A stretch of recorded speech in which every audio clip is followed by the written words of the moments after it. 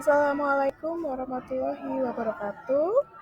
Perkenalkan kami dari kelompok PPL SD Negeri Widoro akan mempresentasikan hasil diskusi kami pada mata kuliah teknologi baru tentang analisis penggunaan teknologi dan multimedia.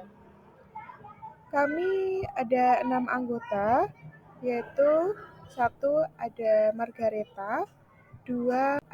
Margareta, dua Maria Putri, ketiga Marlina, keempat Melvia, kelima Miftah, dan keenam Muayana. Untuk pemaparan materi akan disampaikan oleh teman saya. Selanjutnya yaitu media dan multimedia yang digunakan oleh guru pada video pembelajaran yang kami review, yaitu yang pertama media yang digunakan papan tulis, spidol, ballpoint, LKPD, proyektor, dan laptop.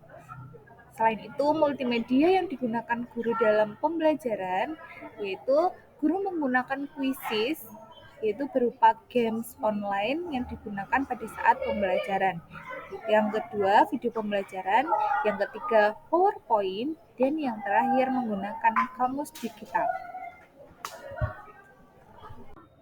Selanjutnya, metode analisis SWOT, pengintegrasian teknologi dan media dalam pembelajaran. Yang pertama ada kekuatan. Memungkinkan siswa untuk mengakses materi pembelajaran kapan saja dan di mana saja. Yang kedua, media digital dapat menciptakan pengalaman belajar yang interaktif. Yang ketiga, penyesuaian pembelajaran sesuai dengan kebutuhan individu.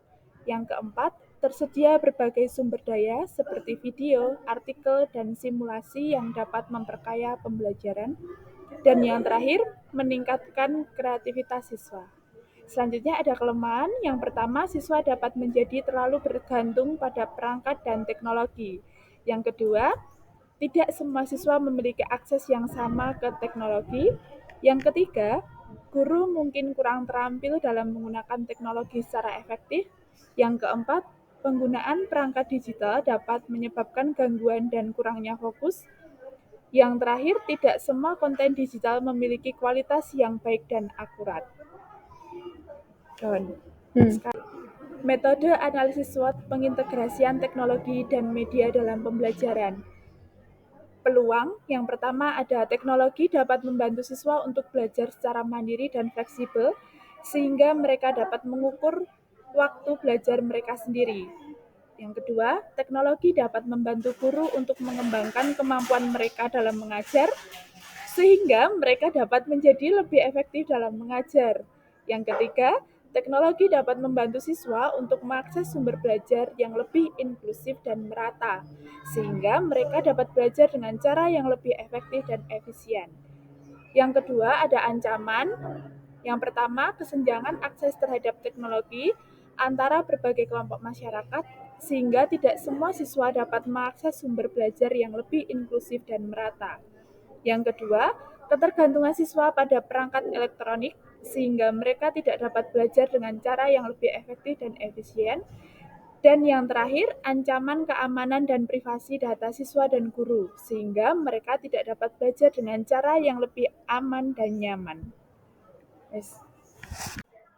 Analisis video pembelajaran Mapel Bahasa Indonesia kelas 4, fase B, materi paragraf argumentasi jenjang SD. Dari pengamatan dan tinjauan, kita dapat memberikan analisis terhadap video pembelajaran paragraf argumentasi dalam beberapa poin berikut. Yang pertama, teknologi yang digunakan laptop dan proyektor, kemudian memanfaatkan multimedia teknologi digital dalam bentuk media audio visual, dan memanfaatkan platform kuis, video pembelajaran, PowerPoint, sedangkan media yang digunakan papan tulis, spidol, bolpen, dan kertas.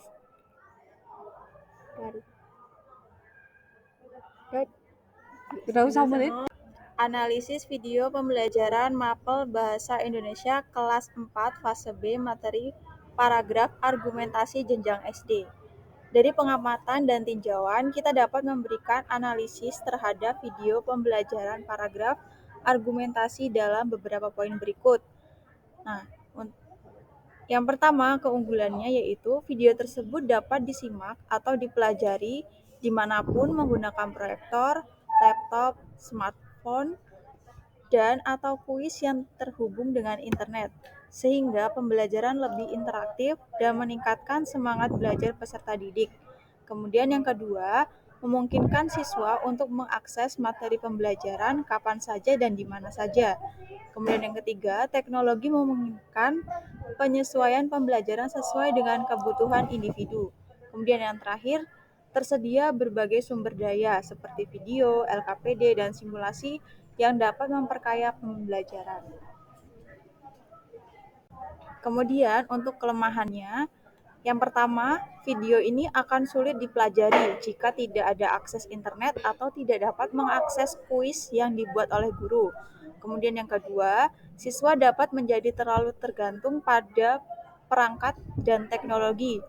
Kemudian kurangnya fokus terhadap pembelajaran yang berlangsung. Kemudian yang terakhir, tidak semua siswa memiliki akses yang sama ke teknologi yang dapat menciptakan kesenjangan. Aku pengen teknis. Mau nek sorone Ada suara. Analisis yang selanjutnya yaitu keempat, peluang.